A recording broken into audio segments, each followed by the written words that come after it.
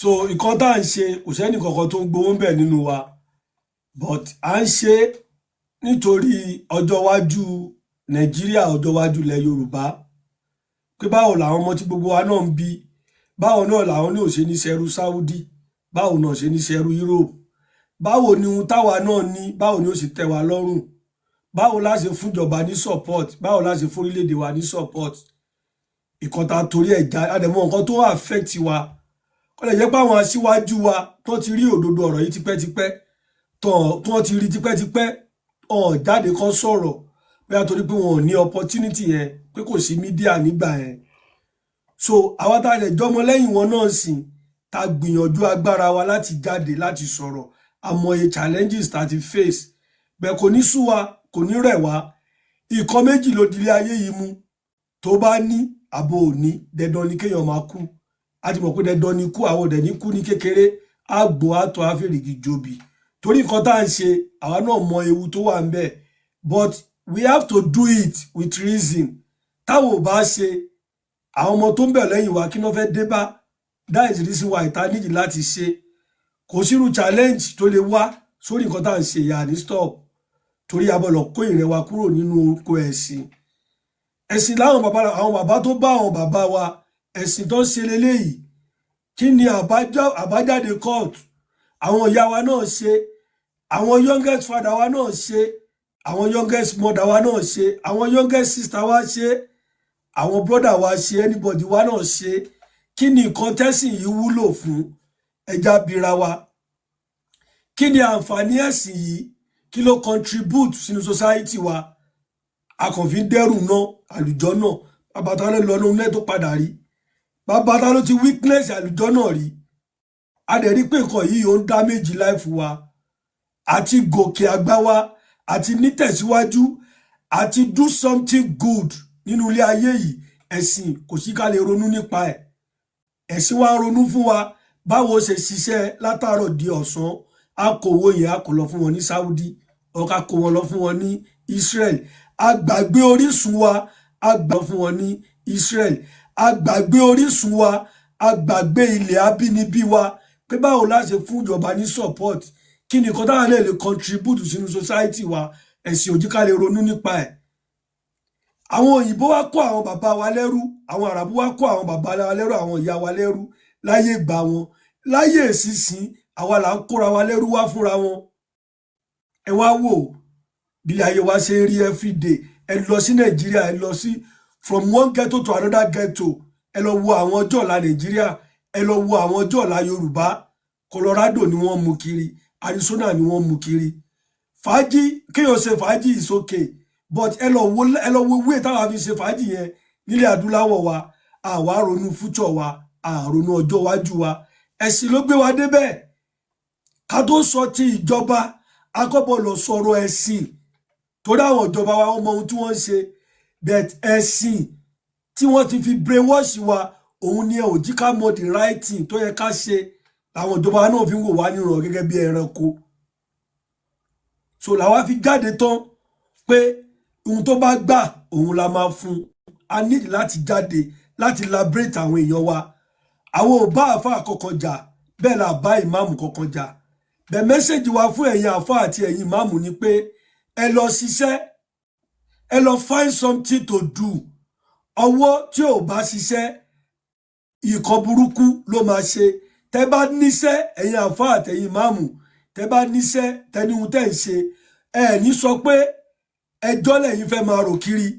àti ibi tó pè yín sí àti ibi tó pè yín sí ẹ máa lọ rojọ́ mẹ́ ẹ lọ wá iṣẹ́ ẹ create iṣẹ́ fúnra yín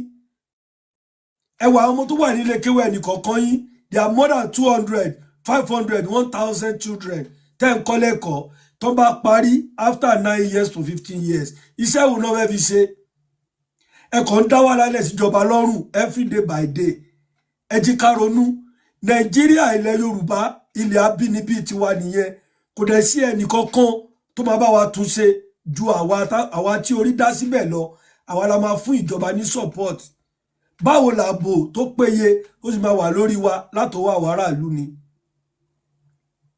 fúdí èyí ẹ jẹ́ ká mọ ohun tá à ń ṣe ìmáàmù kò sí ohun tó ń jẹ́ ìmáàmù ẹ lọ sí gbogbo ilẹ̀ Árábù ìmáàmù ń ṣiṣẹ́ ìmáàmù tí ò bá níṣẹ́ ọwọ́ gan á ní ṣọ́ọ̀bù tó ti ta minerals tó ti ta biscuit tó ti ta àwọn nǹkan tútù nílé àwọn Árábù àwa gbé bẹ́ẹ̀ àdẹ̀mọ́ bó ṣe rí kò ṣe pé à ń sọ̀rọ̀ orí fún yín mo gbé ilẹ̀ Árábù mo gbọ́ Algeria mo gbé Libya I have the experience ẹ̀yin ò níṣẹ́ àfọ́ ò níṣẹ́ ìmáàmù ò níṣẹ́ ẹ wá sọ pé lu ọ̀dà ẹ wo how many imam ta ní nílẹ̀ Yorùbá how many àfà ta ní nílẹ̀ Yorùbá ẹ lọ wo population yìí ẹ wá ṣiṣẹ́ kò sí ohun tẹ́ fi ń support ìjọba kò sí ohun tẹ́ fi ń support ìlú gbogbo wa jọ ń pariwo pé ìlú ò dáa báwo ni ìlú ṣe fẹ́ dáa ìwọ ọmọ 50 years old láti age of 18 years ló ti yẹ ká máa ṣe tax fún Nàìjíríà ó wá san tax títí tó fi pé 50 tó fi pé 70 ó wá sọ pé orílẹ̀-èdè yẹn ò dáa báwo ni orílẹ̀-èdè yẹn ṣe fẹ́ dáa báwo ló ṣe fẹ́ dáa ìwọ tó jẹ́ individual láti 18 years or 17 years tó yẹ kó tí mo support orílẹ̀-èdè rẹ ó wá support orílẹ̀-èdè yẹn tó fi pé 30 tó fi pé 40 tó fi pé 50 ó wá gbó ó wá sọ pé ìlú ò dáa ìlú yìí ò lè dáa torí pé wọ́n tó jẹ́ ndíjì ìlú yẹn gangan ó ronú pé kí ló fẹ́ contribute kí ló fẹ́ fi support ìjọba storybook ìlú kan ló ń gbé kiri oníwọ̀ ìmáàmù ìjọ Friday ó gorí mímbàrí ọmọ wíwíkúwí lẹ́nu ọ̀rọ̀ tí ò mọ́pọlọ dání ọ̀rọ̀ tí ò nílàákàyè inú gbogbo ẹjọ́ tó bá rò náà ó bú àwọn bàbá wa ó bú àwọn alálẹ̀ wa ó bú àwọn ọba wa ìyókù ó gboríyìn fáwọn Sáúdí kí ni Sáúdí ti ṣe fún ọ nílùú ẹ̀rí látijọ́ yìí wọ́n gbé storybook wá wọ́n kọ ìtàn Sáúdí wọ́n gbélé wọ̀ lọ́wọ́ ìwọ fi ń ba ìlú tiẹ̀ jẹ́ wọ́n gbé storybook Europe wá wọ́n gbélé wọ̀ lọ́wọ́ ìwọ fi ń ba ìlú ẹ̀ jẹ́ sípò tá fẹ́ máa ṣe nìyẹn ẹ jí ká ronú especially ẹ̀yin ìyá wa ẹ̀yin bàbá wa ẹ̀yin brother and sister wa tẹ́ ń sábíamọ ẹ lè bímọ nílẹ̀ Yorùbá láàrin ọkọ àtìyàwó àtẹbí ọkọ ẹbí ìyàwó ẹ lè ṣèkó mọ fúnra yín láì pé àáfàá kankan tó kú bá kú ẹbí ará nídìílé yádìílé bàbá lára lè sin òkú yín fúnra yín láì pé àáfàá kankan láì pé ìmáàmù kankan ẹ jí ká wà ní wake up ẹ jí ká a máa liberate ara wa ni anybody wa tó bá sùn sóko ẹ̀sìn ẹ jí ká dìde ìrun kíkí kò sí ohun tó fẹ́ fi ṣe àwẹ̀ gbígbà kò sí ohun tó fẹ́ fi ṣe kò sí ohun tó fẹ́ fi chọ́ọ̀chì ṣe kò sí ohun tó fẹ́ fi ìṣòòru ṣe tó bá jí lówùúrọ̀ lórí bẹ́ẹ̀dì ẹ ké pe àwọn babalá bàbá rẹ ké pe àwọn ìyálà ìyá ẹ ké pe àṣẹ̀dá ẹ tọrọ ohun tó bá nídìí lọ́dọ̀ àṣẹ̀dá ẹ kó dẹ̀ ṣiṣẹ́ ohun tó bá lè gbà má ṣe fọmọlàkejì rẹ gbogbo orí ayé yìí ibùdó gan mídíà tá à ń sọ̀rọ̀ yìí ó ti tó wáàsí fẹ́ anybody wa ó ti tó wáàsí tó bá jí lówùúrọ̀ tó bá lọ sórí mídíà wàá rí ohun tó máa dùn ẹ́ nínú wàá rí ohun tó máa bà ẹ́ nú jẹ́ wàá rí ohun tó máa ṣe ẹ́ nílàákàyè ohun tó bá ń wá kiri lórí mídíà ni wàá rí ó nídìí àáfàá kan tí ò níṣẹ́ ìmáàmù kan tí ò mọ ohun tí ń ṣe tóun kí òun mọ kókó ilé ayé ara ẹ̀ ó wá lóun ṣe wáàsí fún ọ ìwà ń tẹ owó tó yẹ kí wọ́n fi tọ́jú ìyá tó yẹ kó fi tọ́jú bàbá tó yẹ kó fi tọ́ àwọn ọmọ rẹ sí skul kó fi wá ọjọ́ iwájú dáadáa fúnra rẹ àáfàá kan wá ń tẹ owó yẹn gbà lọ́wọ́ wọn ládùúgbò ó wá ń dẹ́rù àlùjẹ́ nẹ́bà ẹ ó ń dẹ́rù nẹ́bà ọ it's very easy àáfàá tó bá ti sọ pé àlùjọ́ náà kan wá ń bì kan iná kan wá ń bì kan sọ fún kó lọ gbé májèlé jẹ tó wáyé pé àlùjọ́ náà yẹn bá dájú lé ayé tó wà yìí lọ sọ fún kó lọ jẹ májèlé kó máa lọ. ẹ jí ká ronú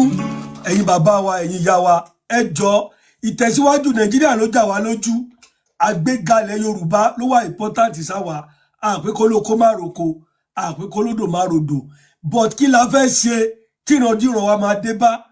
ẹ wo Saudi Arabia tá à ń kówó lọ every year in the next 500 years ìyó lè jọmọ Saudi in the next 500 years ìyó lè jẹ ọmọ Europe ẹ wo àwa nílẹ̀ adúláwọ̀